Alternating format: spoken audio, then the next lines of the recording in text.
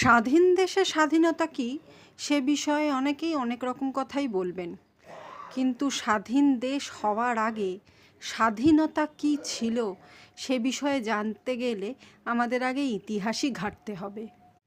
পরাধীন দেশকে স্বাধীন করার জন্যে যারা জাতি ধর্ম ভুলে একসাথে হয়ে দেশকে স্বাধীন করতে এগিয়ে এসেছিলেন তারাই জানবেন স্বাধীনতা কাকে বলে।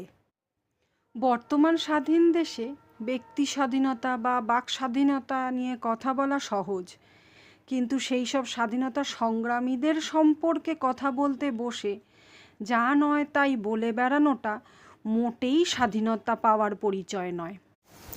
আমি আমার জাতি এবং আমার ধর্মকে ভালোবাসতেই পারি।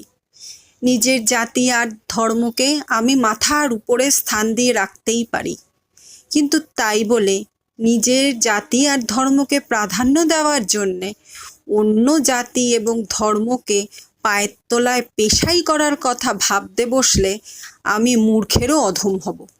স্বাধীনতা সংগ্রামীরা তাদের আত্মত্যাগ দিয়ে বুঝিয়ে দিয়েই গেছেন, জাতি ধর্ম নির্বিশেষে মানবতাকে প্রাধান্য দিলেই স্বাধীনতা বজায় থাকে।